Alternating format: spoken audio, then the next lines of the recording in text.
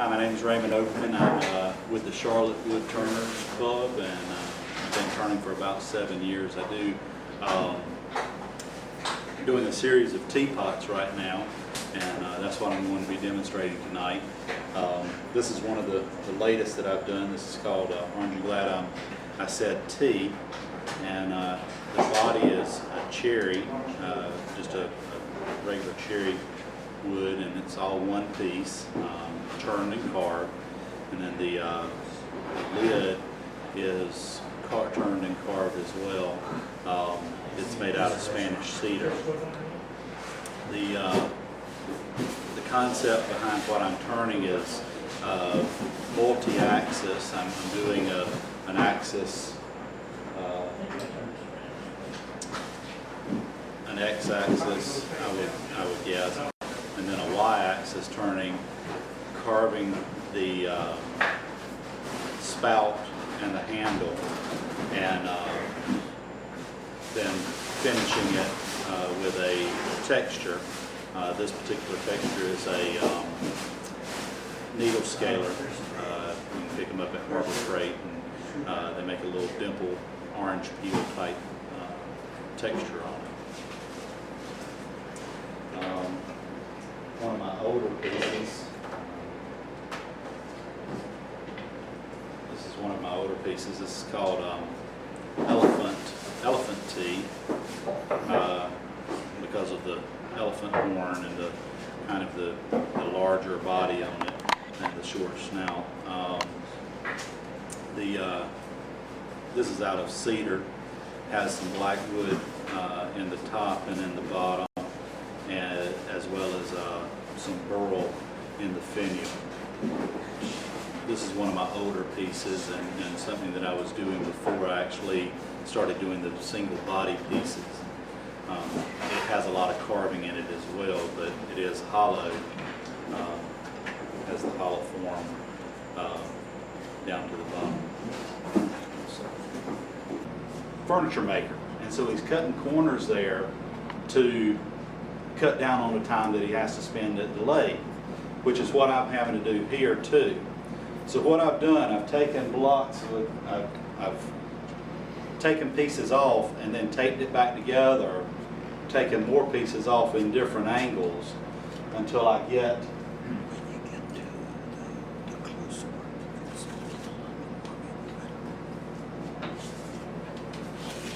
the basic shape of a teapot out of my block of wood. And that's going to cut down on my turning time. It's also going to cut down on the amount of weight that I'm going to have to deal with.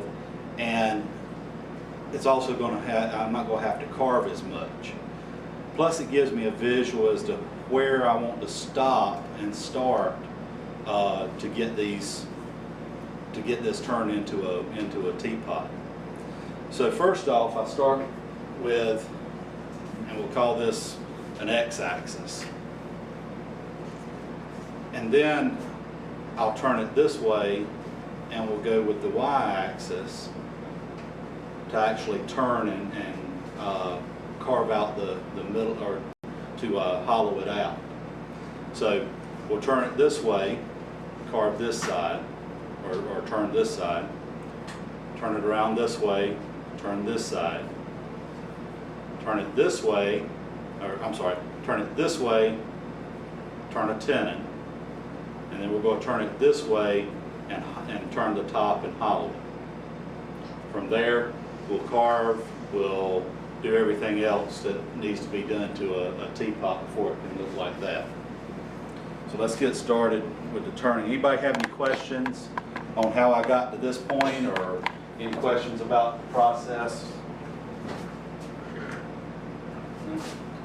Just a general question, in gold, is it going to be actually hold water? How are you going to make it waterproof? It's not. It's decorative. It's decorative. I can promise you that people buy $2,000 or $3,000 teapots at Del Monte. They don't care if it holds water or not. They're not looking for a piece to hold water, and I'm not making a piece that'll hold water. What I'm making is is an artistic turning.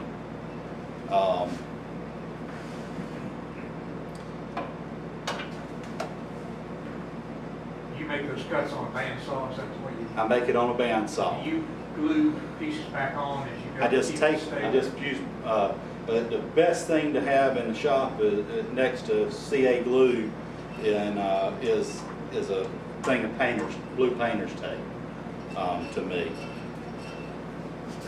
Of course, the CA is indispensable. Now what I did here, I just put some waste blocks on here so that I can mount it between centers also. I usually don't do this because if I'm in my shop I have enough time to carve those away that I can just put them right up to the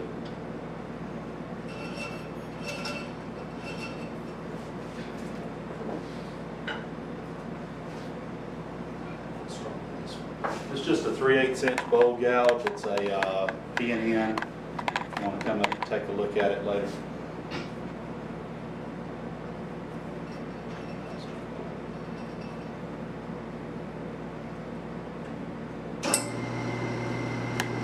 Okay, now you probably can't see this from where you're at, but I've got a circle here that I can see that lets me know where to cut. And I'm going to start cutting outside of that circle and kind of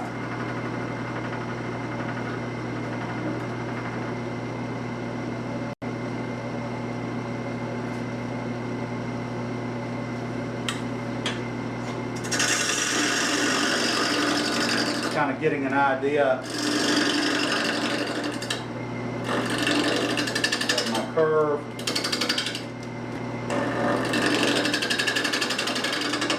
Getting an idea of where things are, and I'm looking out here to see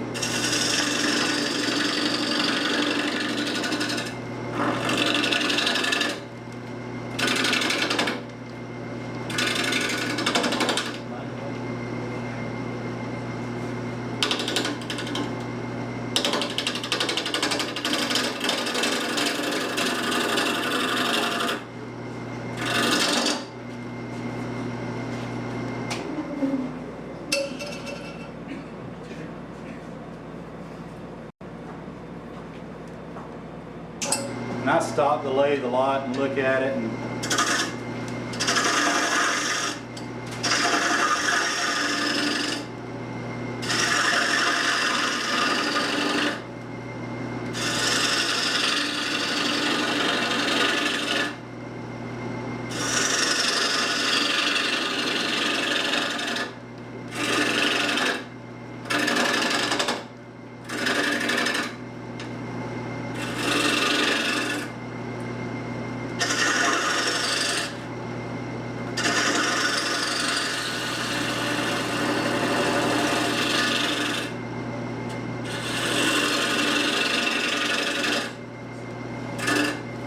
what I want to think about is the curve that's coming from the body of my teapot into the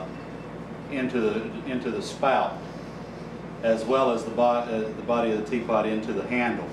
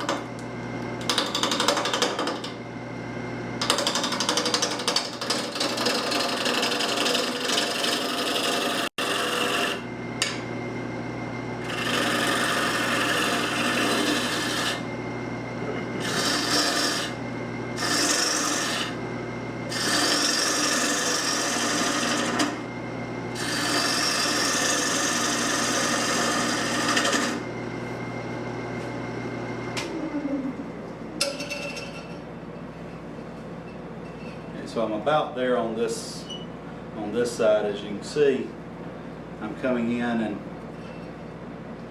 got a nice curve there. Got a little bit more to take out right here at the corner where I cut a little bit too deep.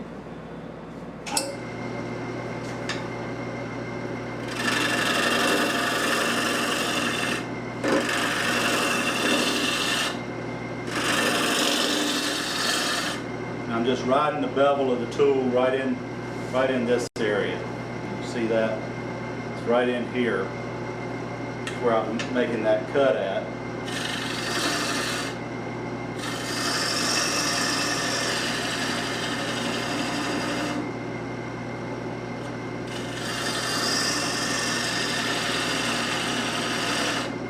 Now, I'm not real concerned about having a real clean edge, smooth edge, because this is going to take a lot of carving. It's going to be, most of the clean edge and everything is going to be actually sanded. So as far as some tool marks here, I'm not real concerned about it. I'll catch that later on with my sandpaper and everything else. So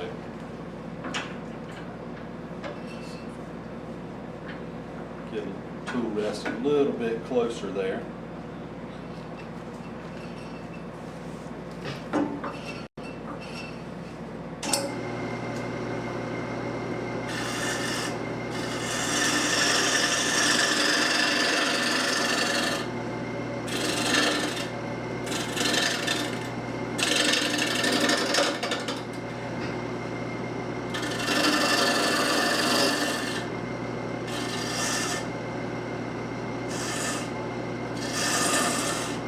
Each one of these turns out a little bit differently.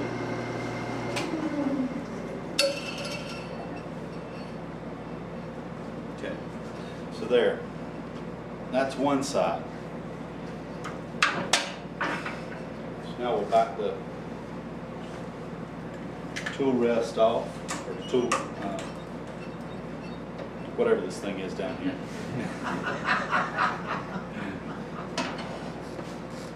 Turn it around. I do like this chuck. Gives you a little more room.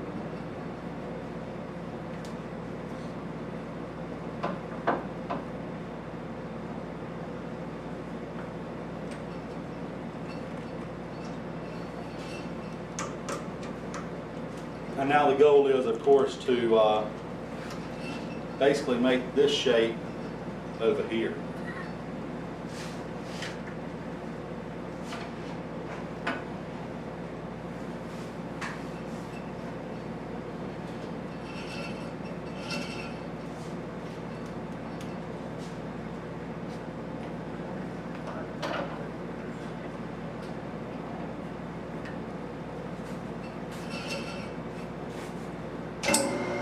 Always spin the piece 2 or 3 times before I turn it back on.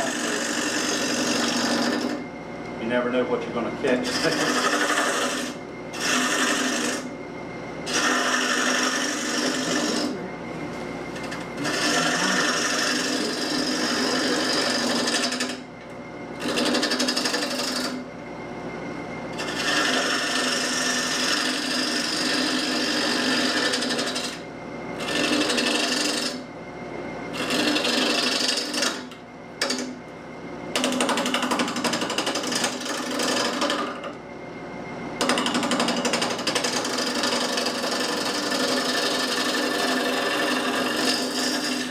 There's that John Benton cut where he pushes in against the piece of wood and the end grain, and it's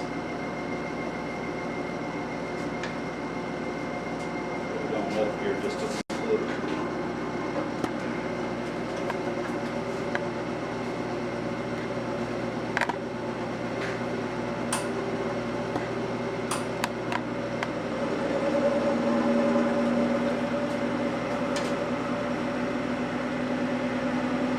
Still looking at that outside edge.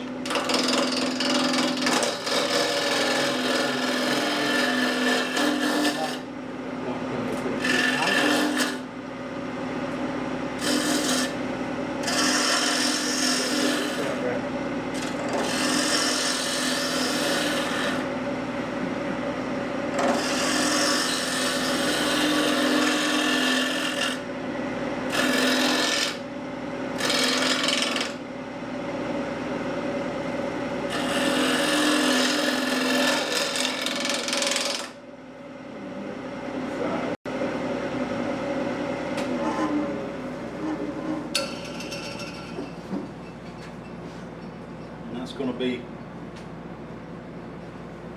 that is pretty close there for the,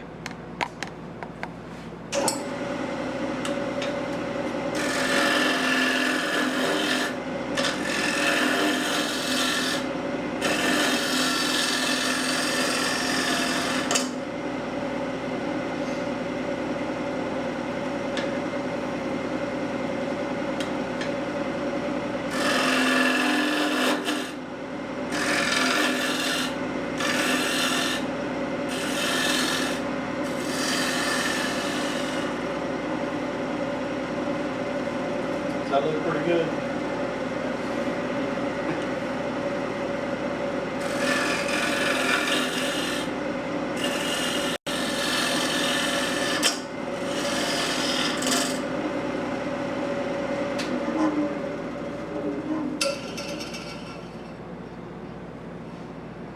Okay, so now I've got the body of my teapot pretty much turned. I'm still going to have, from here, we'll come back. Okay, here we go. Did not, you have a, yeah, just a wood chisel? Yep. A hammer? You always forget something.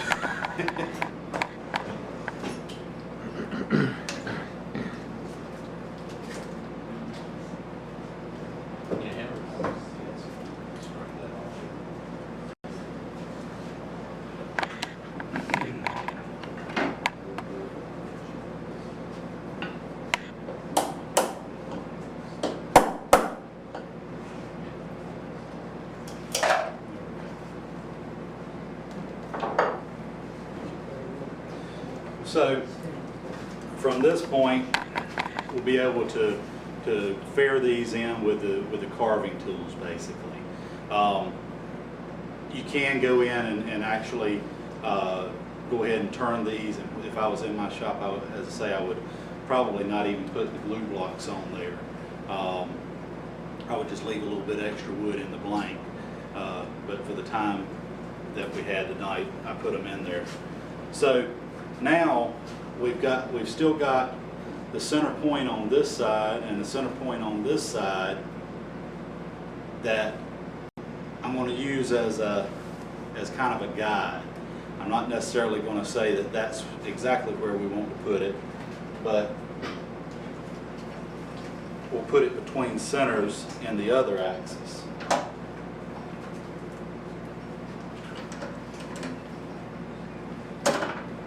How much glue do you put on the glue block? Not a lot. I mean, it's just a little bit of CA glue. I'm not really even concerned. I don't want it to hold that well. The pressure is going to keep it between centers. The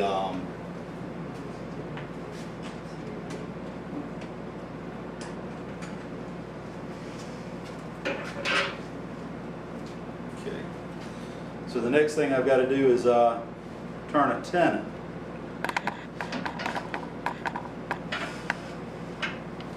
As well as the bottom of the teapot.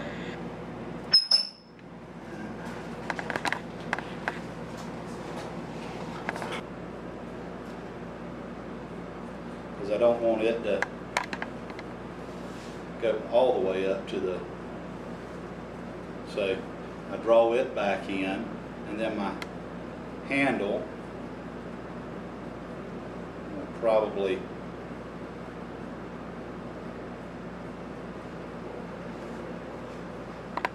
have it come in something like this. So you draw those back in, and we'll put a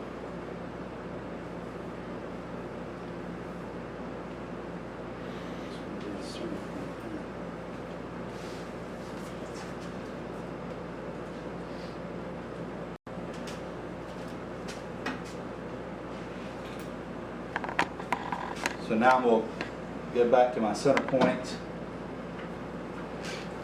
and true up the bottom and put a tenon on it.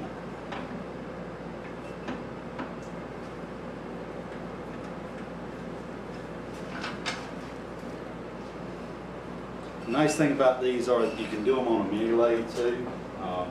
It's not necessarily something that you have to have a huge lathe for, or as long as you size it appropriately, you can do it on whatever lathe you want.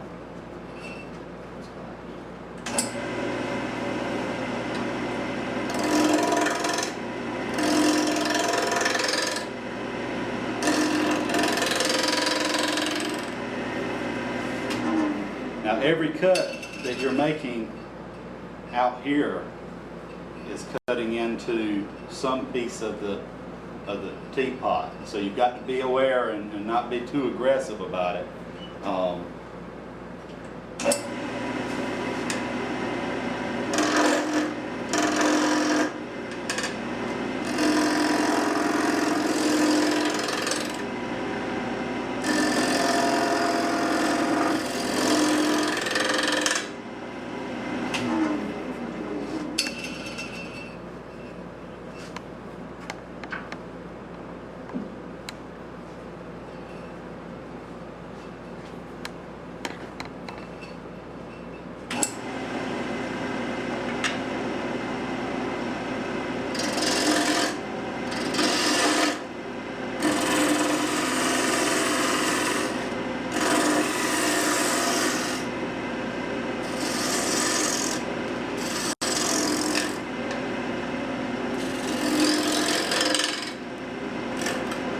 This cherry turns so well.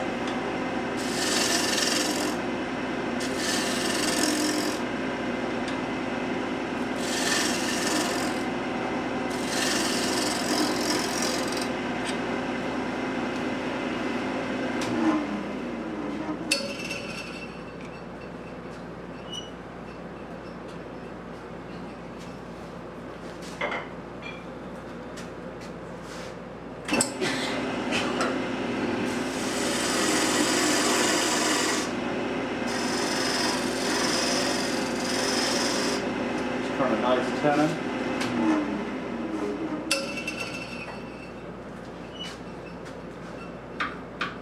Now that side's done. Next step is we'll turn it around and put it back in the chuck. What would you say is the minimum tenon height? You say? It depends on the size of your jaws. You don't want the as long as the jaws, as long as the tenon doesn't bottom out in the jaws, you're okay. But I don't make them. I don't know how big is that. That's kind of big for what I usually do. A quarter of an inch will hold just as well as the bigger ones, and the longer, depending on how long your tenon is, the more you get out there off of the edge, off the end of that tenon, you've got grain there that can break, and it's not as strong as what you can do, especially with that long boring bar there. You're going to take that tenon off later on? Yes, we will take the tenon off, and sometimes you don't. I mean, sometimes you make it a foot. You can make it into a foot. You can. I don't turn a lot of stuff with tenons on it. I like round bottom. I'll get that, but if you're going to take tenon off, it don't matter what size you take. That's right. That's right.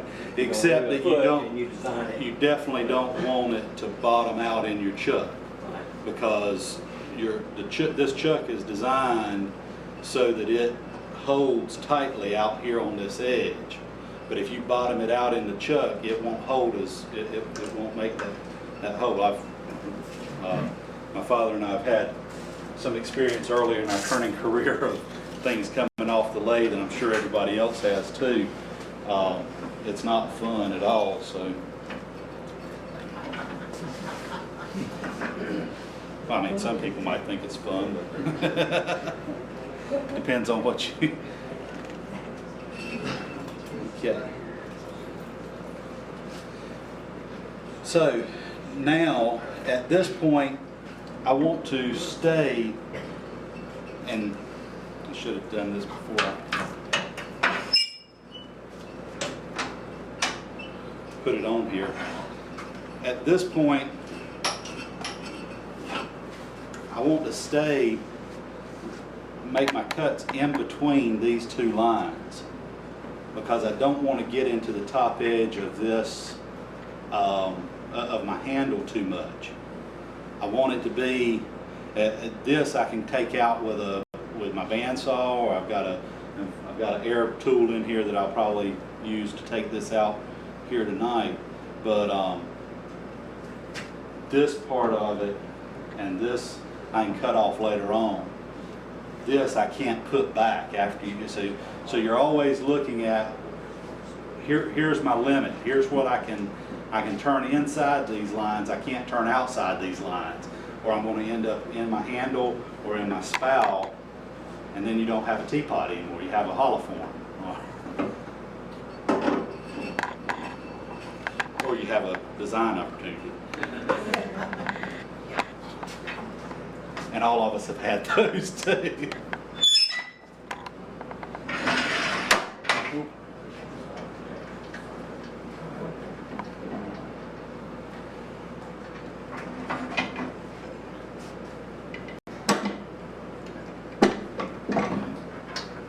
I'll screw this back in, Dave, so I don't lose it like I did mine.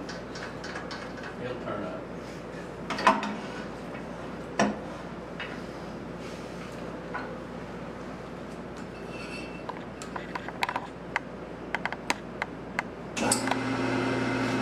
Okay.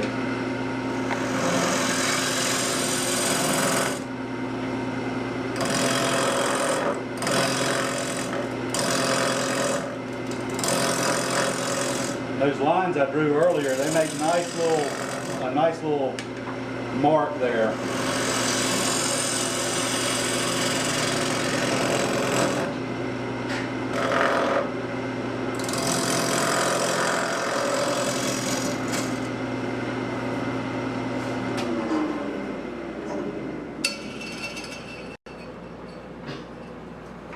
And so now there's the top of my teapot. So I've got the bottom, I've got the sides, and I've got the top. And now I've just got to hollow it out.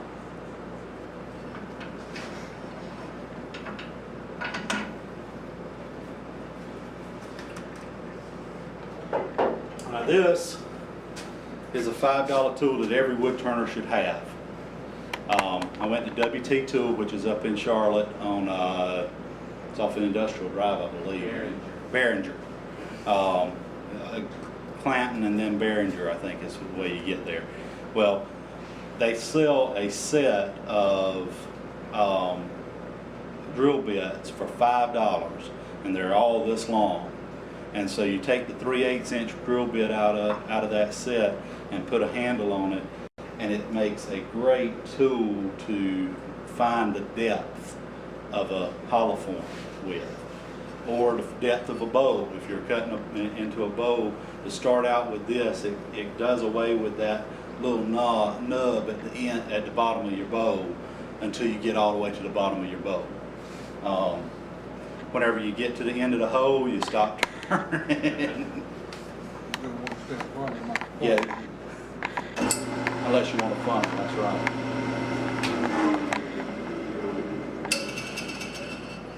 There again, you got to know where to stop.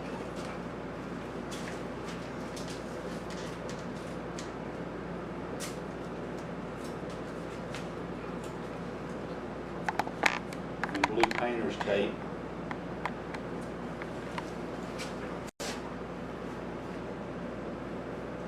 Makes a good mark.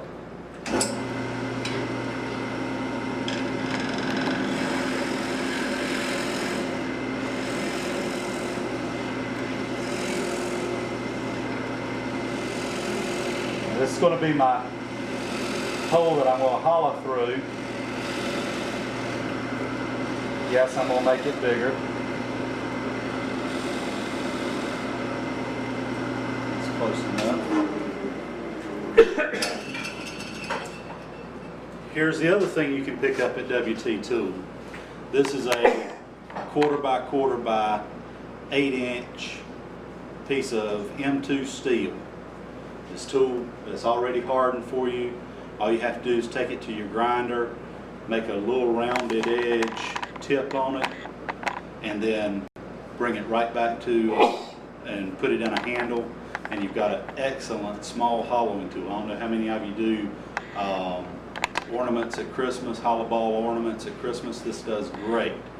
If you can figure out a way to bend this end, it does great doing that as well. What I did with that tool is this piece. It's a little piece of 3/8 inch, I don't know if this is cold roll or a piece of drill rod, but I just put a little piece of this in the end, and this is what David Ellsworth used whenever he started doing hollow forms, and I think he probably still does. All these people who have the captured hollowing systems, your job is easy comparatively, but for small pieces, these things work great. And they're very inexpensive to make, inexpensive and very easy to make.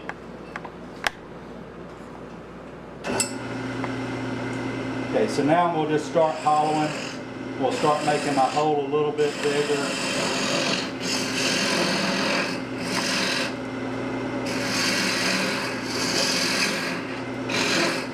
How many of you have seen a hollow form demonstration? Anybody?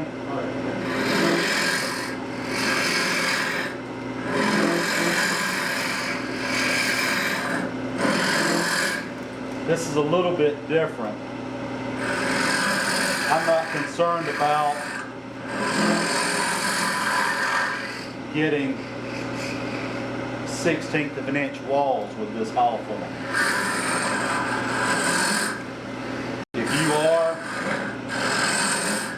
you have to do a little bit more measuring because you've got all these axes that you just turned on and you don't know exactly where the outside of your bowl of your piece is.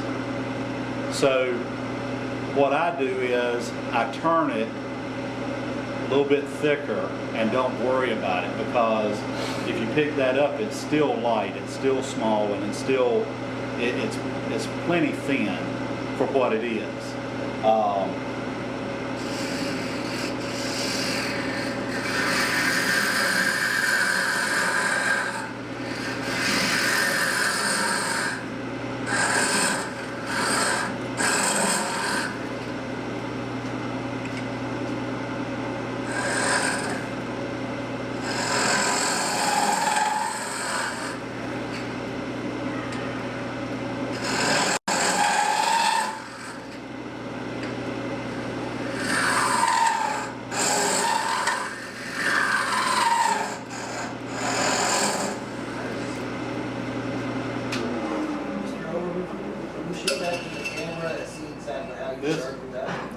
It's just at a, I don't know, it's about a, what angle is that?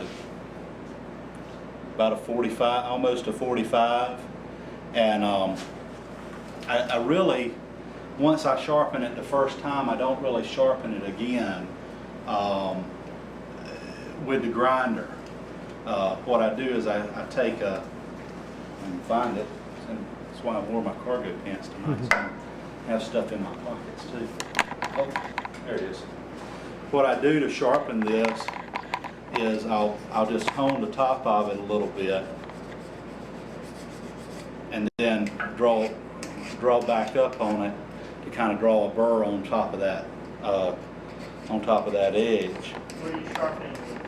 This is just a little diamond hone that you can get from Klingspor Woodcraft to Craft USA. Probably you might be able to get something like this from one of the big box stores. I don't know.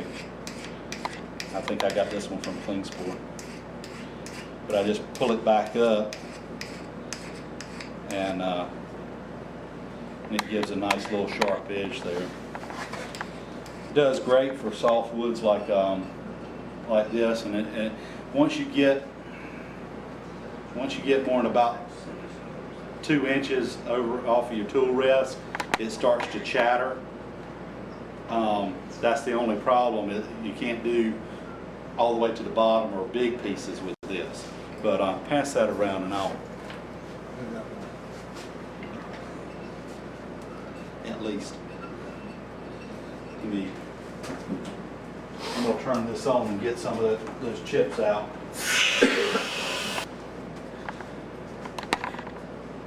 While y'all are passing that one around, I'm gonna use this one. I'll go back to that one, so I may add to it back. Now all I'm doing now is kind of getting right there at the shoulder.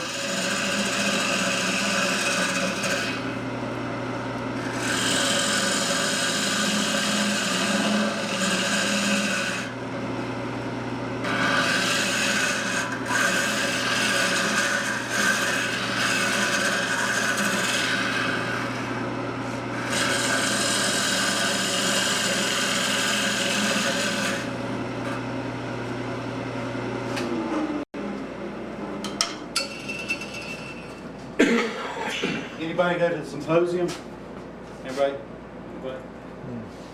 They have some, I heard they had some really cool hollowing tools there with that new monster tool and the Cobra system and the 2 or 3 others that are out there.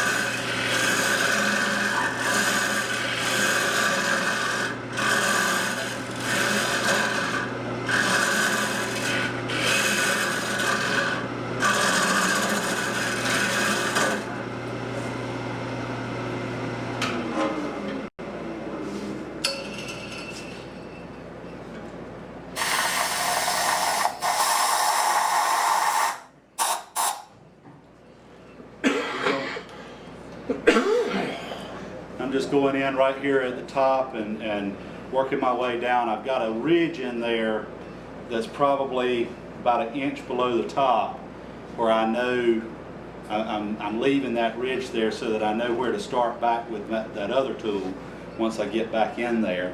And that kind of gives me an idea as to where I'm at and what I'm going to be doing next.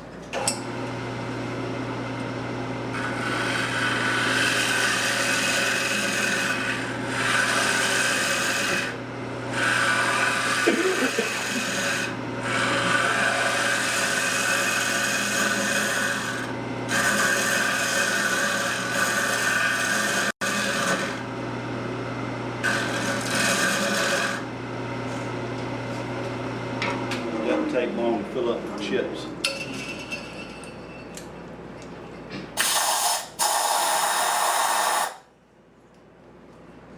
So at this point, you're pretty much doing this all only by feel, not by sight. I'm listening too. I mean, there's a lot of turning, of course, is listening.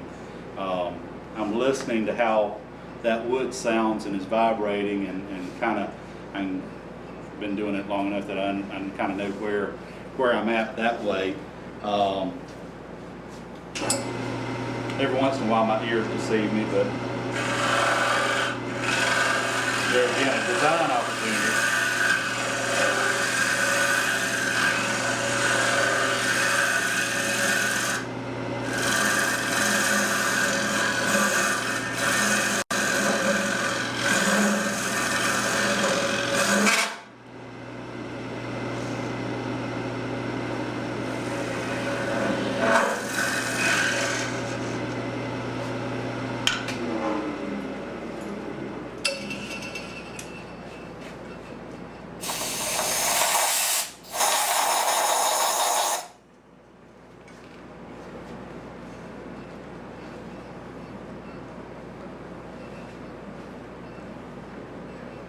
Okay. Right here at the top, I'm about where I want to be. Got a little bit more in that shoulder.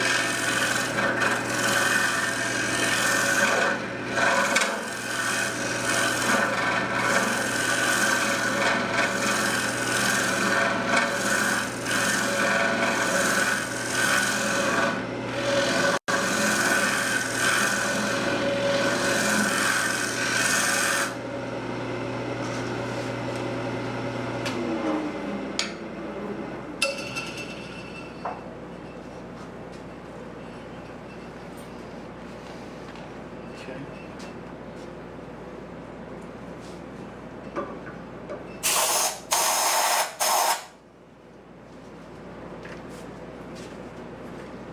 Sharpen this just a little bit. See if I can get rid of that chatter.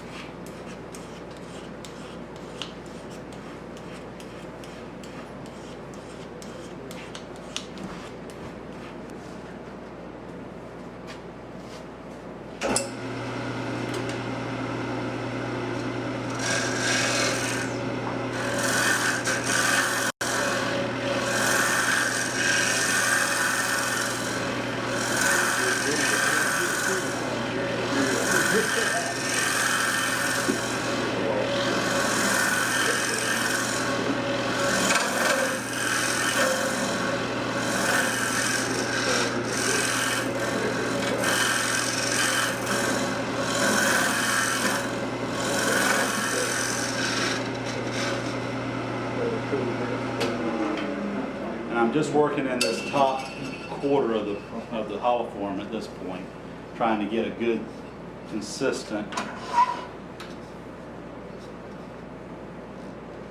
thickness. I think I'm about where I want to be. I could probably go a little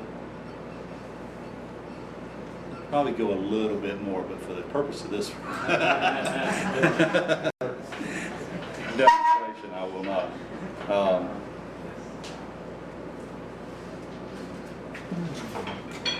So now I'm going to go back to this tool and try to get a little bit more out of the bottom. It may chatter on me and I may have to move to the bigger tool.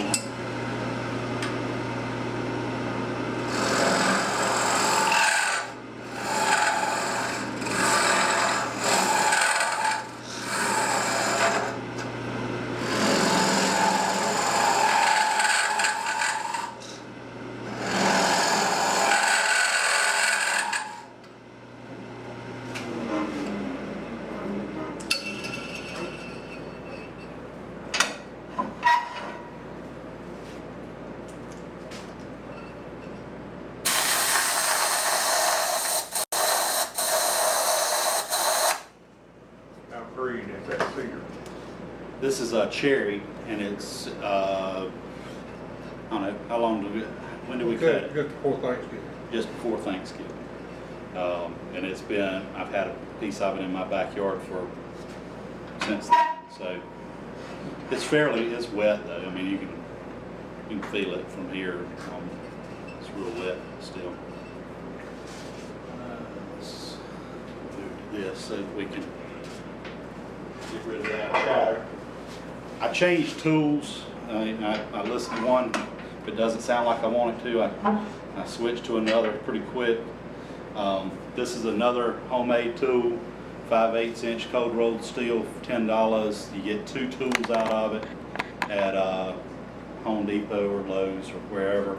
And then that bit came from WT Tool there again. You just 5/8 will actually go through the tailstock on a 1642 or an old, I don't know if it will on this one or not, but it will actually go through the tailstock on for a number 2 Morse taper.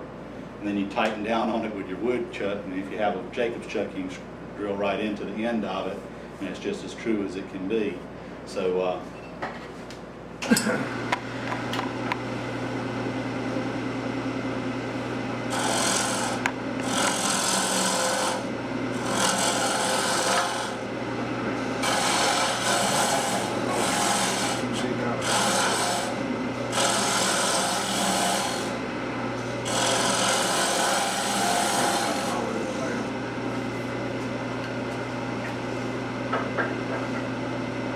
this, however, is not a $10 tool. This is a John Jordan special, and it costs about $65.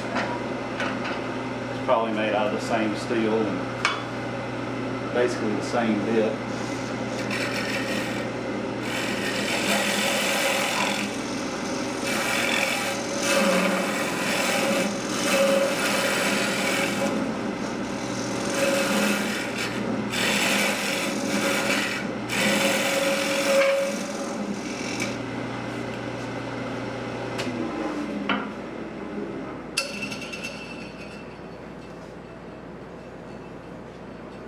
with doing hollow forms, you have to stop and clear chips because they get in the way of your cut.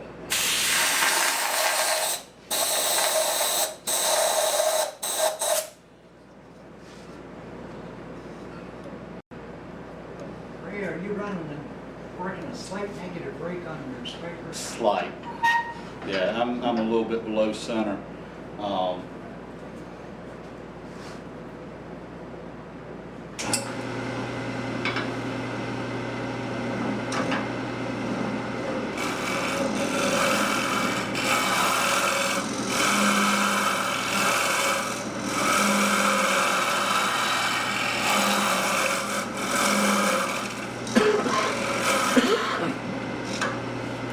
Again, chips get in your way. And I cut with push and pull there. Whenever I cut in, I push in and cut, and then whenever I'm pulling out, I cut, and there again, I've got a little rig in there that I can feel and kind of know where I'm at on the cut.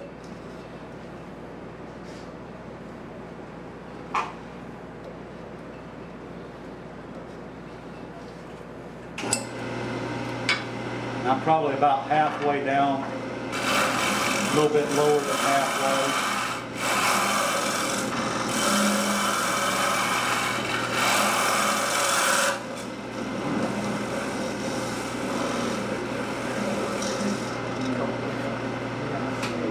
Take a few cuts and clear them out.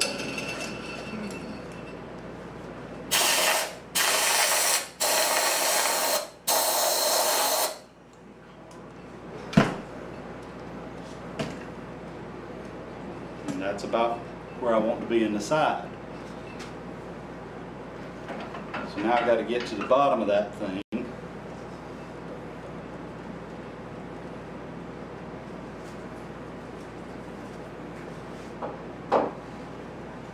I've still got a couple of ridges in there, just kind of, I guess, better term is a witness mark to kind of tell me where they are and where I am in the bowl. And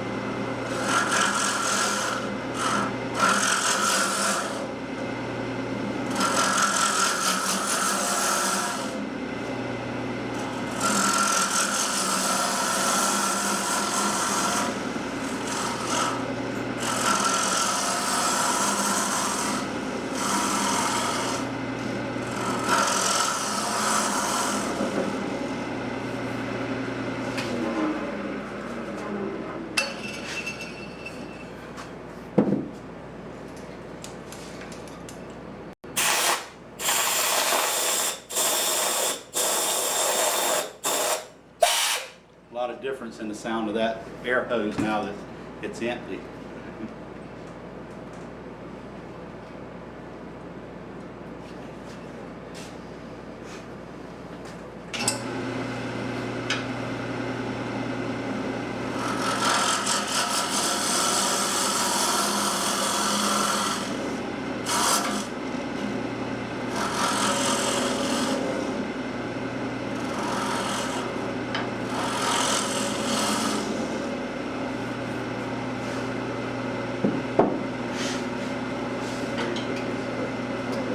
I'm going to clean up actually I'm going to get the chips out of it one more time. I'm going to clean up the edges.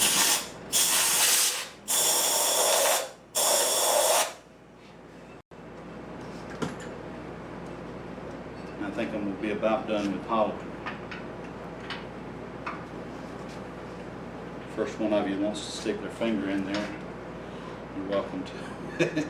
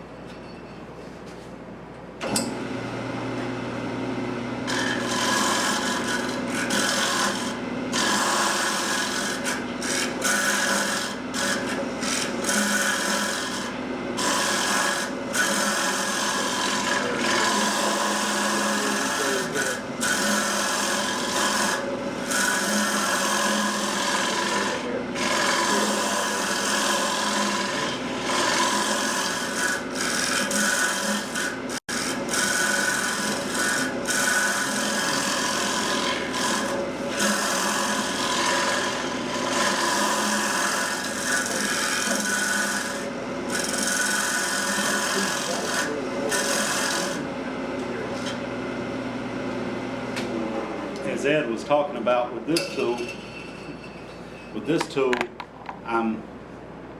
the actual cutting, I'm actually holding it at about this angle right here.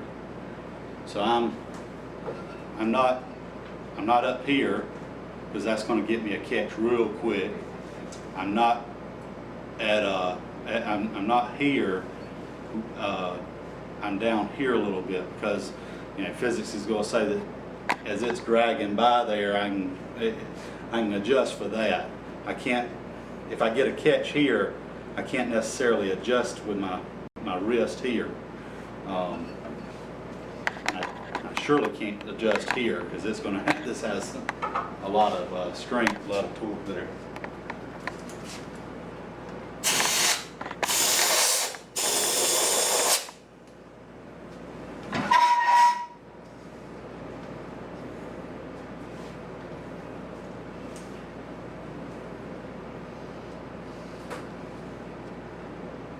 Well, I like the sides on it pretty well. The bottom's a little bit thick,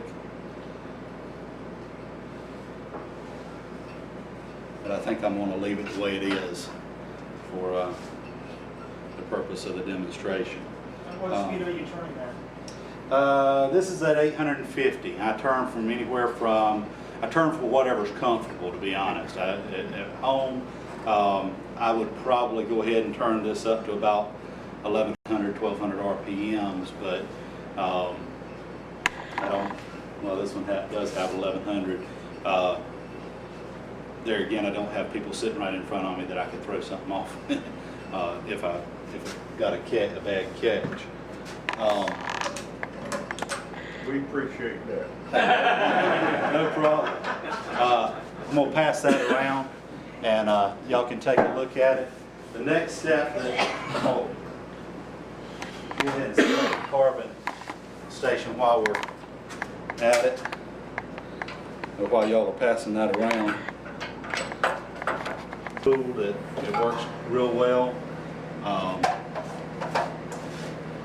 You can use a Dremel, or for that matter, if you want to, you can use a rasp and a file, and you don't have to spend the money for this particular tool to get the results that I do tonight.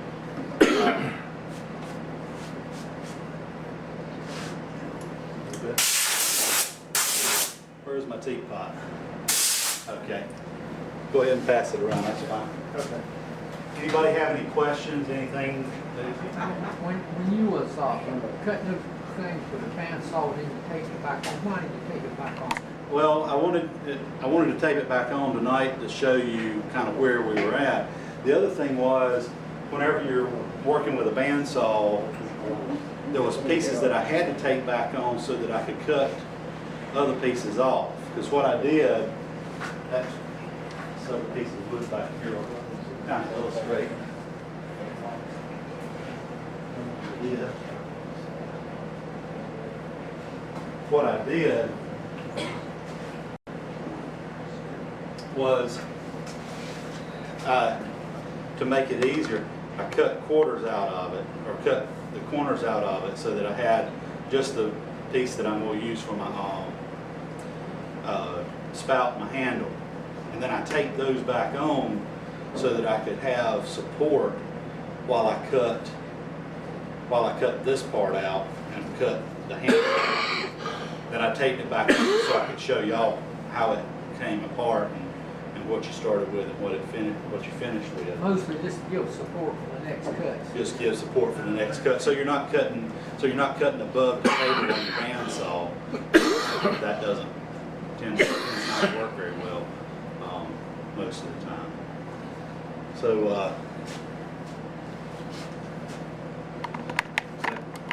okay for your, I'm going to be carving here.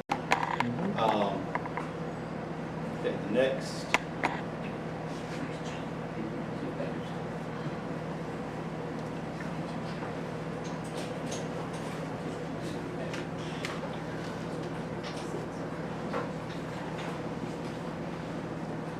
Been having a little bit of problem with this tool. It's a Harbor Freight tool. It's called this is called an air body saw. Trent Bosch uses this. If you've ever been to the AAW show or the North Carolina Woodturning Symposium, he uses one of these, and it's where I got this from. It's $18. It's basically an air-driven reciprocating saw. So for that, I can cut these pieces out where I've got, and go ahead and carve that down a little bit and get rid of that wood fairly quickly.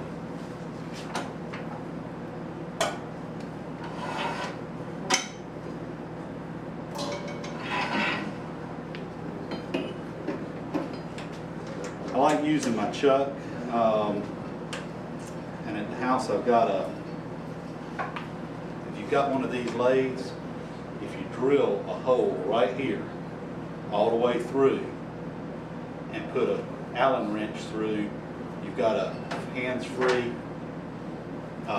headstock lock. So I can work here all I want to and not have to have my hand out here to support anything.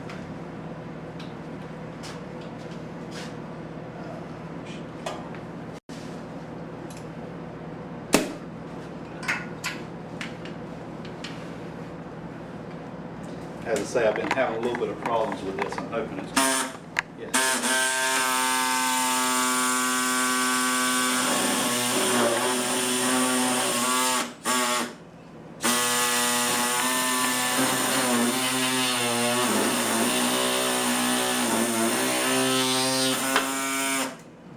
That's what I was afraid of.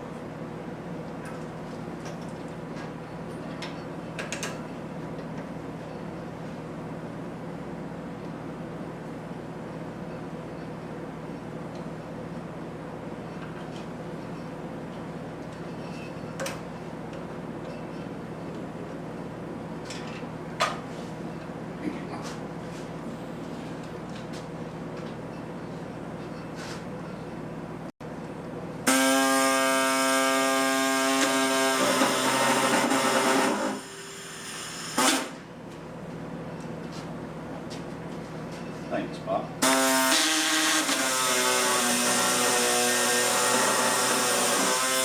Everybody needs a lovely assistant.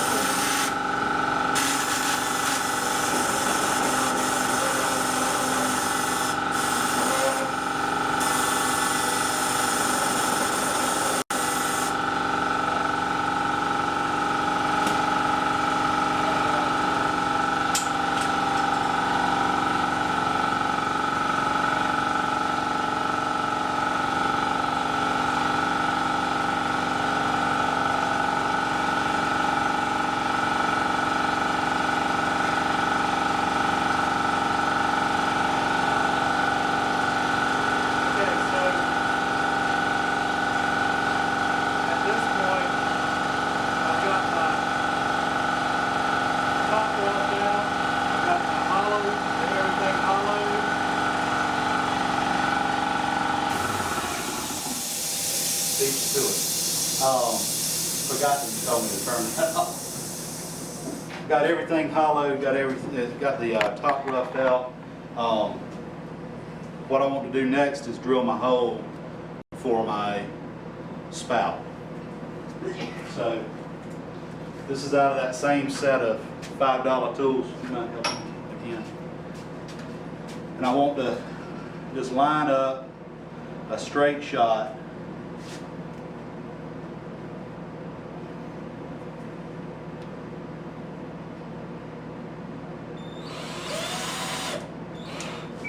Get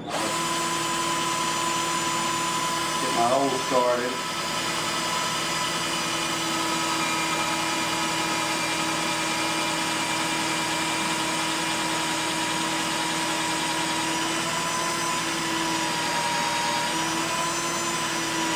Slowly drill it in.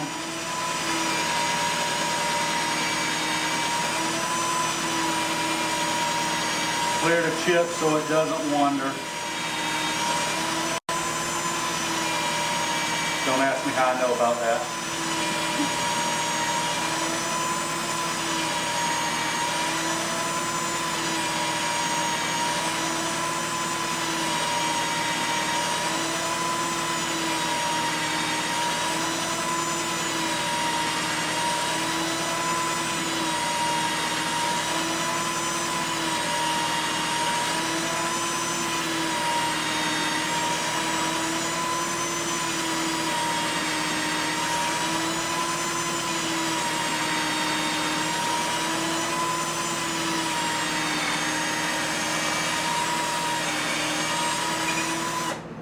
Either through the bottom or the back side. Okay. So now I've got a hole through here that I can carve back to. And you can do all kinds of different things with these teapots as far as your carving is concerned. If you want to just round them out, don't put any, just have round edges and nice clean curves, you can do that. You can put spirals, you can flute them, you can do anything that you can do with a bow, you can do with one of these. Great examples of teapots as far as wood turners are concerned. Go out on the internet, look at Art Leastman. Tania Radda is another one that does, I mean, just astounding work. She does a lot of stuff with bent laminations. She takes real thin strips of maple and other different woods and glues them together and makes these curlicues and looks like the teapots out of Disney movies and stuff. What's the last name on Tania? Radda, I think it's R-A-D-A, if I'm not mistaken. T-A-N-I-A, Radda. Art Leastman, Tania Radda.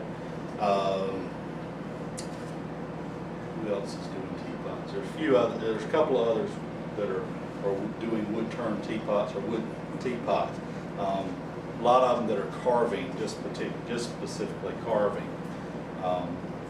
So next off, I've got a fairly aggressive carbide tip burr. This is a red burr. If you're familiar with the Fordham tools, the red ones are more aggressive than the blue, I think. We'll just come in here and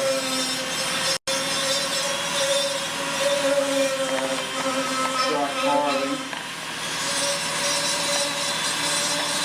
We'll carve away this.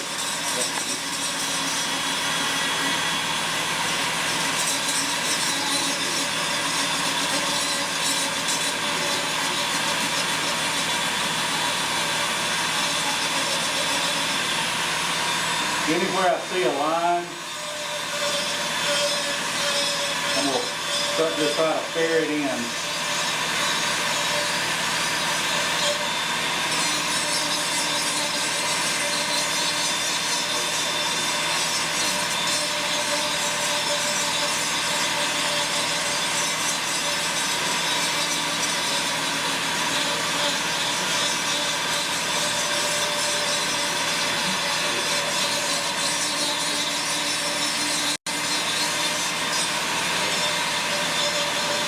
And I usually work just like this. I usually have it in my chuck, and I'm sitting here doing like this, and I'm just moving this just very little, so that I can shape my teapot.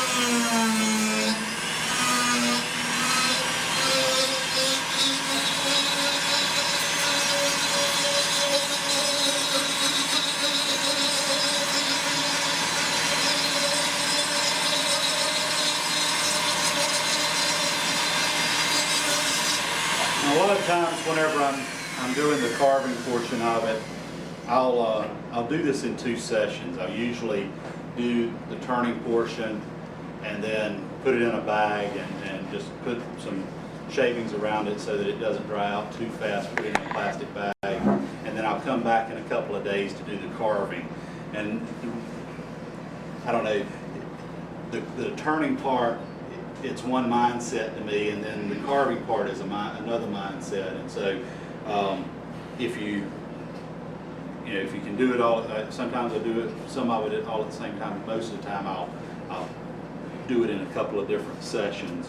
For one, the carving's kind of, I've got to think about what shape I've actually ended up here with. I know an idea as to what I'm going to get whenever I start one of these, but I don't necessarily know exactly what I'm going to get because there may be a design opportunity in there. The other part,